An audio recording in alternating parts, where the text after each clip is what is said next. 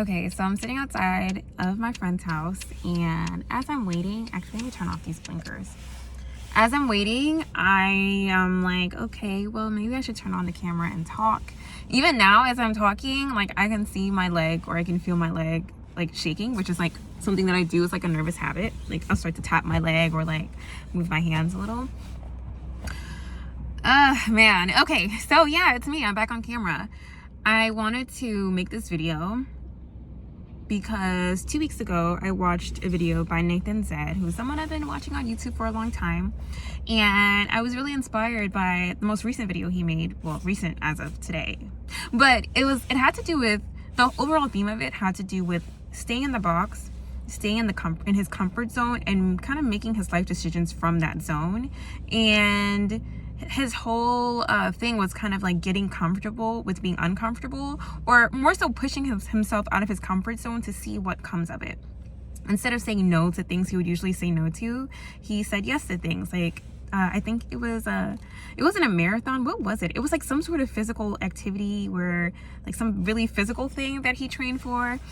He went to Japan. He ended up going to film school, and yeah, there was so many things that he talked about that he just decided to say yes to, that again normally he wouldn't, and he ended up coming out of the whole experience way more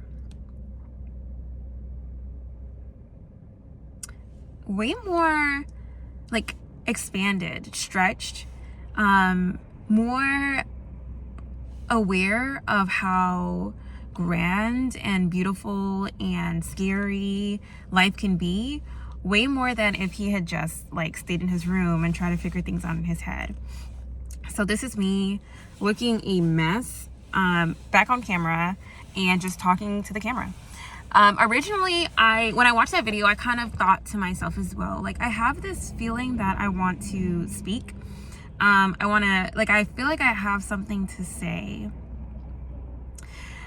Even as I'm saying that, like, that sounds like very, very cringe, but I feel like when it comes to writing, when it comes to speaking, I feel called towards those things. It's just that I tend to say like, oh, I don't know what I tend to convince myself that I don't know what I'm saying, or I don't know what I want to say, or that what I'm saying is not going to be received well, or sometimes I do have a tendency to be long-winded. So then I start to get in my head about like, oh, am I going to be talking in circles? I also talk really fast. But I wondered how it would feel to not script.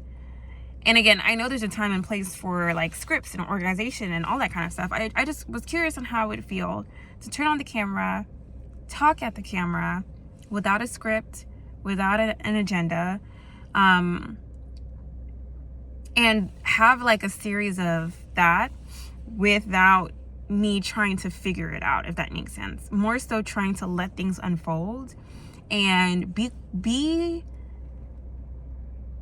allow space for uncertainty. Uncertainty is something that I'm recently learning to sit in without trying to run from it, or without trying to close the loop or figure the answer out. And it's funny because like me, like people who know me, like they know I'm very like type A in a way, which is probably why my favorite subject used to be math. Like I'm like, okay, you get an answer, 4 + 3 is 7. Like, you know what I mean? It's, well, unless you get into like proofs and stuff. But anyway, well, actually proofs still work. But anyways, that's not the point. Like exactness is something that I've thrived on in life. Predictability is something I've thrived on in life. Planning is something that I've thrived on in life. And it's really as of 2023 when I sort of lost that sense of direction, because again, I'd followed a path my entire life, which was I'm going to finish high school, I'm going to go to college, I'm going to become a doctor. So I sort of had this structure and predictability to my entire life. And then when you're predicting that you're going to, you know, go to medical school, do residency, become a doctor, you have this sense of, someone's angry. When you're predicting that, you have this sense of like, okay, this is step A, step B, step C, and pretty much your entire life is planned out for like the next at least 8 years, because once you get in, 4 years of school, probably about 4 years of residency, maybe even a little bit more. So there's like a sense of like, ooh, I sort of knew what I was gonna do until I was like 30 something, like early 30s. I'm now 27, and I don't really know what my life looks like. And something that I've also been sitting with is that I feel inklings, such as, for example, I feel inklings to speak, and I feel inklings to write, and I feel inklings to tell stories. There's like inklings that are like, inklings, is there a better word for that? There's like things that are like whispering to me, if that makes sense, or just like gentle nudges, like maybe take a look over here. And I'm trying to follow those nudges instead of looking for like something to fall from the sky and like alert me that, oh, this is the thing. And I've felt jealous, but not in a negative way, just like, man, I wish I had that, but not in like a, ooh, I hate the person, like envious way.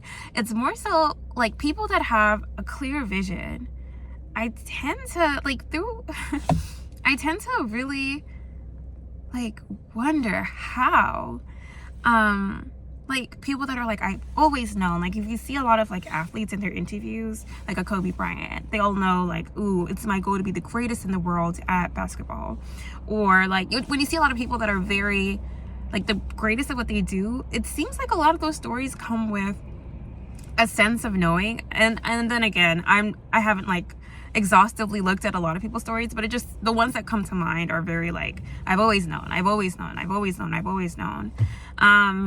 And I was jealous of that for a while, because I was like, man, how do I know? How do I figure this out? Like, how do I get some clarity? I hate that word too, but how do I get some clarity on what I'm meant to be doing in this life? I feel like right now, it's not like it's not like I'm not content. I'm pretty content with my life, but I am curious as to like, if am I really living expanded? Like, am I living in this box? I sort of feel like I am, because when I do get these nudges, I tend to ignore them. When I do get these nudges, I tend to want to like, okay, let's hold on and let's plan it out. It makes me uncomfortable to just do something. So this is me just doing something with no plan, with no strategy, with no like performativeness. Not that I was performing, but like no like bells and whistles. And like maybe one day I will show up with like a fancier setup or a fancier camera, but I just wanted to start talking and seeing where it leads me instead of trying to plan out what I'm gonna say and then talk. So I'm kind of working reverse this time. And then, you know, also Doechii, I really love her, and it's so cool to see the evolution of her, right? It's not like one day she popped up out of nowhere and something, which is so annoying, because I don't know why people think that people pop up out of nowhere and are like megastars. It's very rare that someone will just suddenly become a megastar. But if you look back at like her old YouTube videos and her in her room, just feeling the energy, just vibing, talking about her day, talking about her life and her aspirations and her dreams.